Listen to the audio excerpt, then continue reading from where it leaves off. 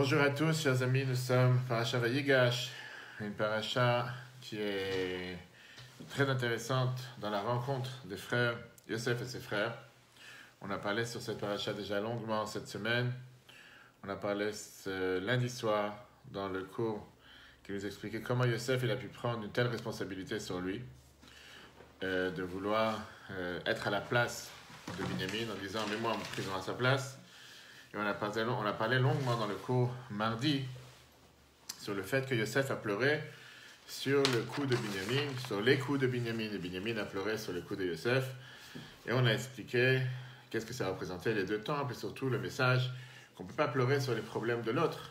Que sur les problèmes de l'autre, on peut pleurer, mais sur ses problèmes à soi, il faut les réparer et il faut avancer. Pour les replays des cours, vous pouvez rentrer sur l'application eTorah, E-T-O-R-A-H sur Google et Apple, ainsi que plus de 300 cours à votre disposition. L'application est gratuite, téléchargez, commentez, etc. Aujourd'hui, on va parler de la question qu'on a mise justement. Comment Yosef a amené, quelle innovation il a amené pour le peuple juif? Comment, même en situation d'exil, il a réussi à être attaché à Dieu? Et surtout, pourquoi le peuple juif est comparé à Yosef? Pourquoi nous sommes comparés à Yosef plus qu'à n'importe quel autre des 12 tribus? Revenons d'abord un peu avec l'histoire. La paracha nous raconte comme quoi Binyamin, finalement, Benjamin est descendu en Égypte. C'était la condition préalable pour que Yosef libère Shimon. Yosef a fait ce complot, cette pièce de théâtre, que soi-disant Binyamin a volé sa coupe, qui était avec laquelle il faisait de la magie. Comme ça, Binyamin a été mis en prison.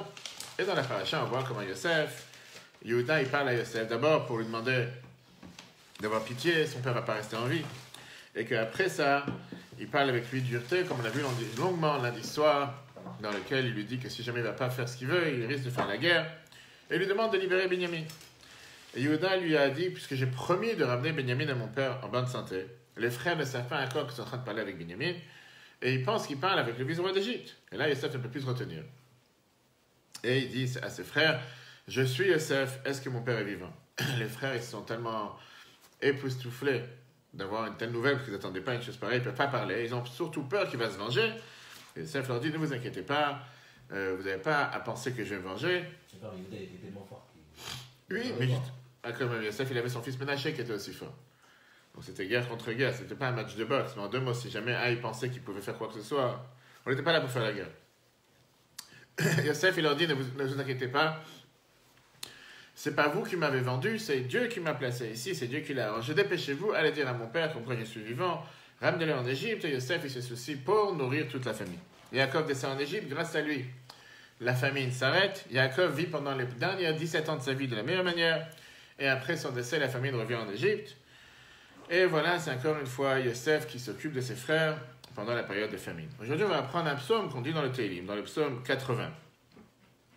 Comme quoi le Tehillim nous dit que c'est pas seulement Yosef qui a nourri sa famille matériellement, mais il a nourri sa famille spirituellement. Et qu'en réalité, il a donné cette capacité au peuple juif de pouvoir survivre malgré toutes les différentes situations qu'on peut avoir en exil. Au début du Tehillim, on a le Tehillim 80. Tu as la feuille. Tu as la photo. Tu as là, ici. La feuille, le Tehillim 80, verset 2. On te dit, Roé Israël Azina, Noé Katsan Yosef, Yoshem Akruvim Ophir. Yosef est un surnom donné au peuple juif pour l'éternité. Berger d'Israël, prête l'oreille. Toi qui diriges Yosef comme un troupeau, révèle-toi dans ta splendeur, toi qui trônes sur les chérubins. Et on vient ici, comme quoi David Amalek, il demande de Dieu qu'il écoute le peuple juif. On vient malheureusement d'avoir encore un attentat ce matin en Israël à côté d'Ofra avec 2 morts et 3 blessés. Que Dieu fasse qu'on entende des bonnes nouvelles de tous nos frères et sœurs en Israël partout où ils se trouvent et que tous nos ennemis soient anéantis une fois pour toutes. Et bien sûr aussi penser aux blessés de l'attentat ici en France à Strasbourg. Que les forces du mal s'arrêtent une fois pour toutes. Yosef, David Amalek demande à Dieu, écoute, dévoile-toi au peuple juif. Et on voit ce qui est intéressant, c'est quand il parle ici de Yosef, il nous parle avec 2 différents termes. D'abord, le peuple juif, il appelle Israël, Roé Israël, le berger d'Israël, le peuple juif.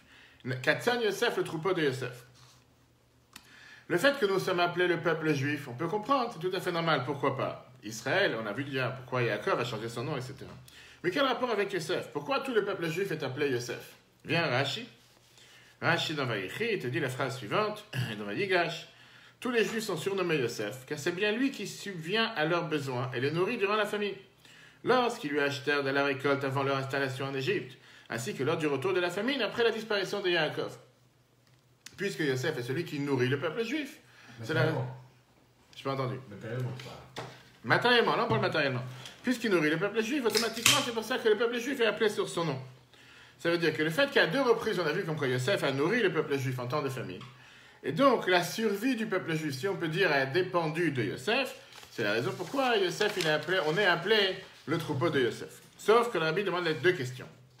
Tout d'abord, regarde dans l'écoute de Sichot, pourquoi les Juifs seraient-ils éternellement surnommés Yosef en raison d'une action ponctuelle ayant eu lieu il y a très longtemps, pour une courte durée? C'est pas que Yosef vit éternellement. Il a vécu 110 ans. Deuxièmement, en quoi le fait de subvenir aux besoins d'Israël durant la famine consisterait-il le mérite et la qualité de tous les Juifs, au point de produire la réalisation de la requête émise à Dieu dans ce verset? Prête l'oreille, révèle-toi. David, il interpelle Dieu. Le troupeau de Yosef, occupe-toi. Pourquoi tout d'un coup nous sommes appelés les enfants de Yosef? Il n'y a que Yosef qui a fait du bien pour le peuple juif. Alors c'est vrai, on ne va pas minimiser les faits. Il a nourri le peuple juif pendant la famine. Il a nourri à 2 reprises, très bien. Yosef est appelé le tzaddik. Yosef est quelqu'un de particulier. Mais pourquoi tout le peuple juif doit être appelé jusqu'à nos jours? David Amelech, c'est des centaines d'années après Yosef. Pourquoi on doit être appelé le troupeau de Yosef? Jusqu'à ce que ce soit en contact avec aujourd'hui. Et pour ça, on va entrer dans les détails qui est, qu'est-ce que Yosef a nourri le peuple juif? Est-ce qu'il a nourri le peuple juif matériellement ou il a nourri le peuple juif spirituellement? De quel parnassa on parle? Comment il les a nourris? Matériel et spirituel. De la même manière qu'il y a ce qu'on appelle la famine matérielle, vouloir manger matériellement, il y a aussi ce qu'on appelle la famine spirituelle. La soif que l'âme elle a pour le spirituel. Comme on voit dans les paroles de Amos, le prophète Amos, chapitre 8, verset 11. Voici des jours vont venir, dit l'Éternel, où j'enverrai de la famine dans la terre, où ne sera pas une faim demandant du pain, mais plutôt une faim d'entendre les paroles de l'Éternel. Ça, c'est ce que Dieu cherche. Viens à la Chassidut, Torah Shmuel, qui est le Rabbi Maharaj, 4e Rabbi de Chabad, et il t'explique qu'est-ce que Yosef a cherché à nous nourrir ici, spirituellement. Toute chose matérielle provient de sa source spirituelle. Ainsi, la subvention de Yosef n'est pas seulement d'ordre matériel, mais celle-ci provient du fait que spirituellement aussi, Yosef subvient aux besoins des frères durant la famine spirituelle, lorsque la divinité n'éclaire pas à l'évidence. Qui veut dire, Yosef il avait une particularité spéciale du fait que ce n'était pas juste l'oncle Sam qu'on dit d'Amérique. Ce n'est pas juste celui qui a donné à la famille, à sa famille, au peuple juif tout ce qu'ils ont besoin matériellement. Il leur a donné aussi cette force spirituelle que Dieu a donnée à Yosef. Si tu te rappelles, il y a quelques semaines, on n'a pas arrêté de parler que Yosef, dans la maison de Potiphar, de son maître, en prison, on voyait sur lui que c'était un Ish Matzliach, quelqu'un qui réussissait parce que c'était quelqu'un que la parole de Dieu était avec lui.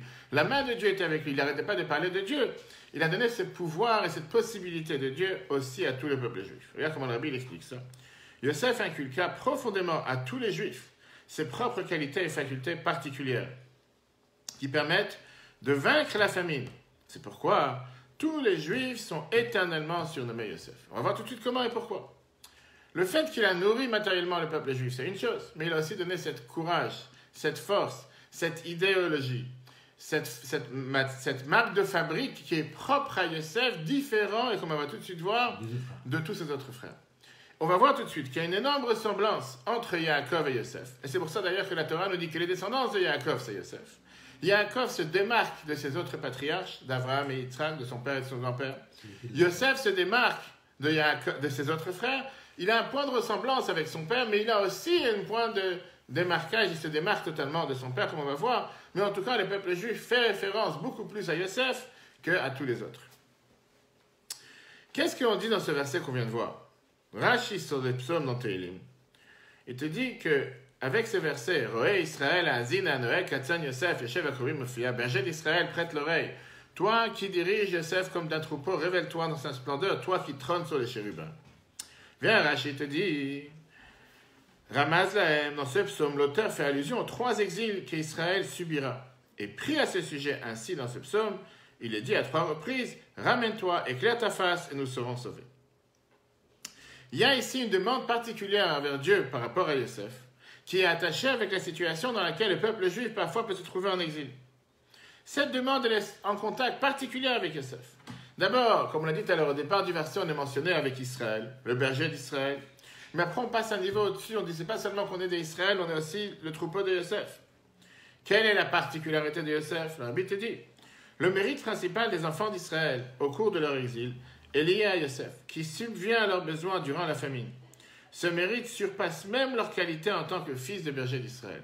Le fait d'avoir affaire avec Yosef, c'est beaucoup plus élevé que nous sommes appelés les enfants d'Israël. Et comme on va tout de suite voir, quelle est la différence entre Israël et Yosef? Quelle est la différence dans leur comportement? Quelle est la différence dans leur manière d'agir? Et quelle est la différence dans la conception et surtout la mise en pratique pour nous aujourd'hui? Voilà ce que la Chassidoute explique. La Chassidoute explique une chose très simple. Il y a une qualité qu'il y a eu chez Yosef qui n'est pas chez tous les autres. Tous ses frères étaient des bergers. Ils étaient tous déconnectés du monde. Ils considéraient que le monde empêche le service de Dieu. Et donc, en étant un berger, j'ai les troupeaux toute la journée. Je suis assis sur un rocher, je suis en train de méditer, réfléchir, prier, me consacrer à mon service divin. Oui, j'ai un travail, mais ça ne prend pas trop la tête. Yosef, au contraire, était celui qui était totalement mélangé, imprégné dans les choses du monde. D'abord dans la maison de Potiphar, après ça en prison, surtout quand il est devenu vice-roi. Quand il est devenu vice-roi, il était mélangé avec énormément de fatigue, comme on va voir tout de suite. Il avait la possibilité de nommer des autres personnes pour le faire à sa place. Néanmoins, toutes ces différentes choses qui le préoccupaient ne l'ont pas dérangé. Malgré toutes ces circonstances, dans la maison de Potiphar, en prison, vice-roi, il était là en train de servir Dieu avec un attachement total. Il n'a jamais failli. Regarde comment le Rabbi explique ça. Pardon, pas le Rabbi, dans Torah Traim. Torah Traim qui est du Admour Emsei, du fils du Admour Azaken. La singularité de Yosef par rapport à ses frères, dans la deuxième page. Yosef reste attaché à Dieu même en exil. Les frères de Yosef étaient des bergers, afin d'être détachés de la matérialité et ne pas être dérangés dans leur service divin. De plus, le travail d'un berger ne lui exige pas un labeur trop important. Yosef, par contre, était préoccupé par des sujets matériels. D'abord chez Potiphar, puis en prison, certainement aussi en tant que vice-roi, un poste associé à de grands ennuis. Et pourtant, rien de tout cela ne sema le trouble dans son service divin. Il demeurait attaché à la divinité d'une ferveur absolue. Maintenant, on va comprendre comment le service spirituel de Yosef est différent du service spirituel de ses autres frères. Les frères de Yosef parvenaient à s'attacher à Dieu en s'isolant et en se détachant de ce monde. Or, il est évident que dans ce style de service divin, tout exil et toute domination étrangère s'opposent et dérangent à l'attachement de Dieu. Pourquoi ils se sont isolés? Parce que pour eux, si jamais je me mélange dans le monde, je disparais, je ne peux plus servir Dieu. Pour servir Dieu, je dois me séparer du monde. Je dois me séparer du matériel. Et ça, c'était leur optique, ça, c'était leur manière de faire. Et c'est la raison qu'ils avaient une haine contre Yosef, du fait que Yosef se disait que même en étant en Égypte, on est capable de servir Dieu. Eux, pour eux, ils ne pouvaient pas supporter une telle chose. C'est spécifiquement par le chemin de Yosef, qui, tout en étant préoccupé par les affaires de ce monde, conserve son attachement absolu à Dieu, que l'on peut vaincre une situation d'exil. Si tu considères que l'exil est un obstacle... C'est comme les religieux qui font la remontrance. Exactement, on va y arriver. Si tu considères que l'exil est un obstacle, dès qu'il y a une situation qui n'est pas la norme, tu es totalement perdu. Et on va tout de suite voir l'enseignement majeur qui nous concerne aujourd'hui, le jour du Tevet, le jour que le Rabbi a décrété comme un jour propice pour demander des bénédictions. Quand il y a eu cette attaque contre le Rabbi, jusqu'à la Cour suprême américaine en 1987, en 1747, le Rabbi expliquait que l'accusation n'était pas une accusation par quelqu'un qui avait volé des livres de la librairie du Rabbi, des livres qui coûtaient énormément cher, etc. C'était une attaque, est-ce que Chabad existe ou Chabad n'existe pas? Et la personne venait avec un argument en disant que depuis 35 ans, le Rabbi précédent est décédé, il n'y a plus Chabad. Chabad n'existe plus, aujourd'hui c'est une richesse personnelle et ça m'intéresse à moi. Le Rabbi venait dire, comment on peut dire une telle chose? Comment on peut dire une telle chose et surtout comment on peut dire que Chabad n'existe pas avec tout ce que Chabad fait dans le monde? Le Rabbi a amené ça à l'enseignement. Que quand il y a une épreuve et quand il y a un obstacle, il y a trois manières de regarder cet obstacle, comme on va voir à la fin aujourd'hui. Ou je peux dire que l'exil est un obstacle, l'épreuve est un obstacle, on essaie de me déranger de travailler, on essaie de me déranger de faire mon service de Dieu, à ce moment-là je baisse les bras. Les frères de Yosef se sont dit, ou le service de Dieu, ou l'exil. Face à l'épreuve, je m'écroule. Face à un obstacle, je ne peux pas faire face. Et donc je préfère éviter l'obstacle, je reste dans les champs. Je reste dans les champs, je n'ai pas d'obstacle. Pourquoi nous on se réfère à Yosef? Parce que malheureusement on est en exil. On a beaucoup plus de ressemblance à Yosef par rapport à ce qu'il a fait en Égypte, par rapport à comment il était en Égypte. La qualité de Yosef, c'était une qualité qui était même particulière par rapport à sa manière de faire les choses, que ce soit envers ses frères et surtout, comme on va tout de suite voir, envers son père. Quelle innovation apporte-t-il par rapport à Yaakov, son père? Par rapport à toutes les différences, on va voir d'abord 6 points communs entre Yosef et son frère, et son père, pardon. Regarde ce que le Midrash Rabbah nous dit. Et les Todot Yaakov Yosef, Kol ma she'ira lazeh ira lazeh. Tout ce qui s'est passé à l'un est passé à l'autre. Voici les descendants de Yaakov Yosef. Tout ce qui est arrivé à l'un arrive à l'autre. Tous deux furent haïs par leurs frères, accompagnés par des anges. Maintenant, je te continue. Les deux, ils sont nés circoncis.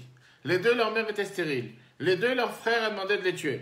Les deux, ils sont sortis en dehors d'Israël pour se marier. Les deux, ils ont eu des enfants et leur descendance en dehors d'Israël. Les deux, ils ont été embaumés, etc., etc., comme on vient de voir. Il y a un point de ressemblance entre Yaakov et Yosef, que c'est vraiment, tu ne peux pas les déconnecter, tu ne peux pas les détacher. Regarde ce que le Midrash continue. Tous deux furent haïs par leurs frères, accompagnés par des anges. Yosef a été accompagné par des anges et Yaakov a été accompagné par des anges. Qu'est-ce qu'on voit ici? La Chassidoute explique quelle est la particularité de Yaakov par rapport à Abraham et Israël. Regarde comme l'Admour Azaken dit ça dans l'Écoute Torah. L'innovation de Yaakov sur les autres patriarches est l'attribut de la vérité qu'il détenait, étant par définition invariable et immuable. C'est pourquoi Yaakov conserva une puissance identique, en toutes circonstances, sans aucune variation, même au cours de son exil chez Lavan. La Torah explique et la Chassidut explique ça de manière forte. Quelqu'un qui est vrai, il est vrai partout. La vérité, par définition, c'est quelque chose qui ne change pas. Quelqu'un qui est un jour oui, un jour non, c'est un mensonge. La Torah te dit pourquoi on appelle les fameux fleuves, les fleuves mensongers, parce qu'ils se sèchent une fois tous les 7 ans. Le fait que ça stoppe un certain temps, le fait que ce n'est pas vrai éternellement, automatiquement, c'est considéré quelque chose de mensonger. Yaakov était dans cette lignée qui peut être n'importe quelle circonstance, c'est toujours la même personne. Peu importe la circonstance dans laquelle Dieu le fait rentrer, il peut être chez Lavan, le pire rouleur, le pire truand, celui qui l'a roulé à plusieurs reprises, il est là-bas, il me l'a garti, comme Rachid te dit, j'ai fait les 613 mitzvot. Qu'est-ce qu'il a mérité, Yaakov? Contrairement aux autres, il a mérité que tous ses enfants, malgré la situation dans laquelle il était, tous ses enfants sont restés dans le chemin de la Torah. Alors que les autres ne sont pas sortis d'Israël, ou bien qu'ils avaient une manière d'agir différemment, néanmoins on voit qu'un il a eu Ishmaël, l'autre il a eu Esav. Il y a Yaakov qui a fondé toute sa famille en dehors d'Israël, de la donner naissance à tous les 12 tribus en dehors d'Israël. C'est le seul qui a eu tous ses enfants dans le chemin de la Torah. Pourquoi? Parce que Yaakov avait cette trajectoire qui était inchangeable. Peu importe où je me trouve, dans laquelle circonstance que je peux me trouver, je suis toujours le même. Néanmoins, on va tout de suite voir qu'il y a quand même une différence majeure entre Yaakov et Yosef. Et Yosef a surpassé Yaakov dans beaucoup de choses. Regarde le texte, mon rabbi explique ça. L'exil de Yaakov et l'exil de Yosef sont fondamentalement différents. Premièrement, l'asservissement de Yaakov se limita à son travail pour Lavan en tant qu'employé, mais jamais en tant qu'esclave, ni prisonnier, etc. Yaakov, même dans son exil, était berger. C'est vrai qu'il était en exil, c'est vrai qu'il était chez Lavan, mais qu'est-ce qu'il faisait chez Lavan? Il ne comptait pas des pièces d'argent à longueur de journée, il était berger des troupeaux de Lavan. Et donc n'était pas imprégné par la matérialité. En effet, les frères de Yosef étaient bergers afin de se séparer du monde, qui dérange pour eux, alors que les patriarches dépassent naturellement toute matérialité. C'est pourquoi, même quand lorsque Yaakov descendit en exil, il en fut détaché. D'abord, il domina l'ange d'Esav. Puis même en Égypte, c'est lui qui bénit Pharaon, au point que celui-ci admit que le gagne-pain des Égyptiens par le Nil dépendait bien de sa bénédiction. Et au final, où il habite en Égypte? À Goshen. Il va à la montagne, il va en vacances. Il n'est pas en train d'habiter dans la capitale, avec tous les problèmes et tous les casse-têtes que Yosef devait gérer quotidiennement, tous les jours. Pardon. Yaakov, d'un côté, se trouve en exil, mais en étant en exil, il est au-dessus de l'exil. Il est en exil, mais il n'est pas mélangé dans l'exil. Lui, il est en exil, lui, il est chez la femme, mais il est toujours un berger. Il n'est pas en train de travailler avec sa tête, ses mains, tout son corps, 24 heures sur 24 au service des autres, comme Yosef le fait. Quand le Tzemar Tzedek, le troisième rabbi de Chabad, était jeune, il apprenait le verset que Yaakov a vécu les 17 meilleures années de sa vie en Égypte. Son prof lui a expliqué, d'après ce que le Baal HaTurim nous dit, que les meilleures années de Yaakov étaient en Égypte. Il est arrivé à la maison, il est parti voir son grand-père, l'Admour Azaken. Et il a dit, je ne comprends pas. Comment est-ce possible que Yaakov, le meilleur des 3 patriarches, vit les meilleures années de sa vie, il les vit où? Il les vit en Égypte. Pas de sens. La nudité de la terre, l'endroit le plus sale du monde, spirituellement. L'Admour Azaken, il lui dit, qu'est-ce qu'il a fait Yaakov en allant en Égypte? Il a envoyé Yehuda à Goshen pour construire des yeshivot, pour construire un Beth Talmud, pour avoir une maison d'études, qui est la Torah et que les 12 tribus apprennent. Quand on apprend la Torah, on se rapproche de Dieu. Même en Égypte, on peut vivre. Et c'est ce que le rabbi disait à chaque fois quand des gens demandaient Aliyah par Aliyah. Le rabbi disait, fais ici Eretz Israël, sur l'histoire de Tzemar Tzedek. Que des fois, tu peux vivre dans l'exil la plus profonde et transformer cet endroit en terre sainte. Et des fois, tu peux vivre en terre sainte à Jérusalem et transformer cet endroit en la pure terre non sainte. Le devoir de chacun d'entre nous, c'est dans la situation dans laquelle tu te trouves. Transforme cet endroit. Pas chercher les excuses et les arguments en disant si j'aurais été en Israël, j'aurais eu une mine qui passe sur la tête. Si j'aurais été en Israël, j'aurais mangé kasher. Si j'aurais été en Israël, j'aurais fait telle et telle mitzvah. Où tu te trouves, vis comme un juif doit vivre. Quelle est la qualité spéciale de Yosef sur Yaakov? L'innovation de Yosef, même en situation d'exil, il reste attaché à Dieu. La Rabbi nous dit l'enseignement surtout majeur que Yosef nous apprend pour toute la génération à venir. Même dans des situations de descendre réel en exil, pas juste comme Yaakov. Sous l'empire de Potiphar et Pharaon, Yosef conserva son attachement absolu à la divinité. C'est pourquoi le pouvoir que chaque juif détient de vaincre l'exil, de la domination des nations, provient principalement de Yosef, qu'il inculqua à chaque juif à jamais. Ça, c'est ce qu'on apprend de Yosef. Maintenant, on va comprendre l'enseignement et surtout pourquoi l'ordre qui est écrit dans le Tehillim, c'est une ordre dans laquelle d'abord on parle d'Israël, après on parle de Yosef. 3 enseignements majeurs qu'on apprend ici, dans la vie de chacun d'entre nous. Qu'est-ce qu'on peut apprendre de Yosef et qu'est-ce qu'on peut tirer de Yosef face à une difficulté, face à une épreuve? Première manière d'agir, les tribus. Pour pouvoir se libérer de l'ennemi par une guerre forcément une guerre matérielle, automatiquement ils se disent, si je me mélangeais avec la guerre, il va rester quelque chose. Dans une guerre, il y a toujours des dégâts collatéraux de la guerre. Et donc, se séparer de l'ennemi, par ça que je me détache de l'ennemi. Je vais dans un autre monde. Je vais sur une autre planète. Dans la vie de tous les jours, si tu vas te battre et tu vas combattre le mal, il va toujours rester quelque chose. Au final, tu es fatigué, tu t'es battu, tu t'es combattu, il reste des dégâts collatéraux. Ça, c'est l'aspect des tribus. Vient Yaakov, le deuxième niveau. Yaakov, il se voile la face comme s'il n'y a pas du tout d'ennemi. Pour lui, il est tellement plus haut que l'ennemi qu'il ne considère même pas l'ennemi. Le problème, l'inconvénient avec ça, c'est que l'ennemi ne change pas. Dans la vie de tous les jours, quelqu'un te dérange et tu décides de ne pas le calculer. Peut-être tu auras une tranquillité d'âme, mais au final, le problème n'a pas été résolu. L'ennemi, il est toujours là. Même si tu ne le calcules pas, il est là. Tu ne veux pas te salir, tu ne veux pas te fatiguer, tu ne veux pas faire la guerre, comme dans le premier cas, les tribus. Mais au final, l'ennemi, il est là. Vient la troisième qualité qui est la qualité majeure de Yosef. Yosef, il fait ce qu'on appelle Padab et Shalom. Il se libère avec la paix. En 2 mots, il s'habille avec l'ennemi, dans son pays, dans son territoire, et il le transforme en ami. Il n'a pas peur de l'Égypte, pas peur des épreuves, pas peur des difficultés. Il y a une épreuve, je vais la transformer. Comment ça s'appelle ça dans la vie de tous les jours? Quand quelqu'un il a un problème, il décide de voir quel message Dieu m'envoie avec cette épreuve. Si quelqu'un il a un jugement, si quelqu'un il a un souci de santé que Dieu nous en préserve, si quelqu'un il a quoi que ce soit, il se dit certainement qu'il y a un message de Dieu ici. Et combien de fois on voit que quand on réfléchit de cette manière, des choses qu'on aurait pu penser, que c'était un problème, il s'avère que c'était la plus grande bénédiction. Ça, c'est le message que Yosef il a, contrairement à Yaakov et contrairement aux tribus. Maintenant, on va voir la raison pourquoi la formule dans le psaume est de cette manière. Les requêtes que chaque juif en exil formule à Dieu. Lors de requêtes dans ce psaume, on te dit la première des choses, lorsque les juifs prient pour être libérés de l'exil, ils indiquent tout d'abord leur qualité Israël, l'héritier de Yaakov, avec lequel chaque juif domine sur l'exil par la profondeur de son âme. Par ce mérite, les juifs demandent à Dieu, prête l'oreille. B. Ensuite, ils indiquent le niveau le plus élevé qui est Yosef, indiquant le fait que même lorsqu'un juif se trouve dans l'obscurité de l'exil, son attachement à Dieu n'en fait pas affecter, il reste intègre dans son judaïsme. 3. Ainsi, par ce travail, nous introduisons le Aleph, Dieu dans l'exil même, afin de transformer l'exil en délivrance éternelle et définitive avec la venue de notre juste Messie, très rapidement de nos jours. Quel enseignement on a? Tout d'abord, un juif il doit apprendre de cette histoire de Yosef de ne pas se renfermer sur soi-même. De ne pas s'enfermer dans le monde. Parce que si tu t'enfermes sur toi-même, automatiquement, à cause de toi, il y a un autre juif qui ne va pas en bénéficier. Tu aurais pu faire du bien pour un autre juif. Tu aurais pu amener une bénédiction pour un autre juif. Tu aurais pu influencer un autre juif. Le fait que tu t'enfermes sur toi-même, dans ton ghetto, dans tes murs, parce que tu ne veux pas confronter le monde, automatiquement, ce autre juif, il n'aura pas cette qualité. Alors, tu as quelqu'un qui va venir et dire, tu sais quoi, moi, je vais rester assis dans mon kollel, dans ma yeshiva, dans mon beth midrash, et je vais envoyer quelqu'un d'autre pour le faire. Viens, le rabbi, il te dit, Moshe Rabbeinu, il n'a pas envoyé des autres personnes pour le faire. Lui-même, il est parti voir les souffrances du peuple juif. Yosef, quand il a donné à nourrir à tout le monde, il s'est inquiété qu'il y a lechem le fiataf. Qu'est-ce que ça veut dire lechem le fiataf?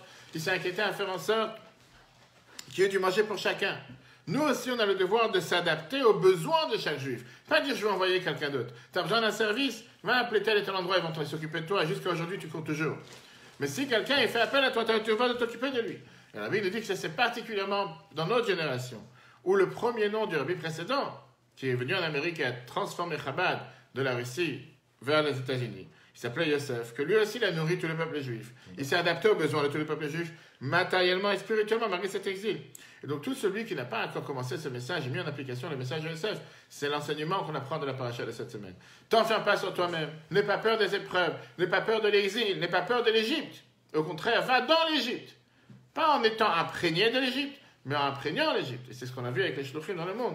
Comme on a parlé plusieurs fois, que les gens sont émerveillés du fait que la Bible prenait un jeune couple religieux, qu'il envoie dans un endroit où il n'y a aucun religieux, où il n'y a aucune infrastructure religieuse. Et au lieu d'être imprégnés de l'endroit où ils sont, c'est eux qui réussissent à influencer tout le monde par la force du Rabbi et les bénédictions de Dieu. Que Dieu fasse qu'on mérite d'entendre que des bonnes nouvelles de tout le peuple juif partout où il se trouve. Le cours sera en replay sur l'application eTorah, eTorah sur Google et Apple, ainsi que tous les autres dizaines de cours sur Yigash avec le moteur de recherche. Très bonne journée, qu'on arrête d'entendre de mauvaises nouvelles, que nos frères et sœurs soient protégés partout où ils se trouvent, particulièrement en Israël, que tous nos amis soient anéantis une fois pour toutes, que Dieu vous bénisse. Très bonne journée à tous et si Dieu veut à la semaine prochaine. Profitons de la journée d'aujourd'hui, le 5 Tevet, pour écrire au Rabbi sur le OL ou envoyer un email au Betrabad, info@chabad77.org pour profiter de ce grand jour de bénédiction, pour pouvoir avoir toutes les bénédictions pour chacun de celui qui désire matériellement et spirituellement.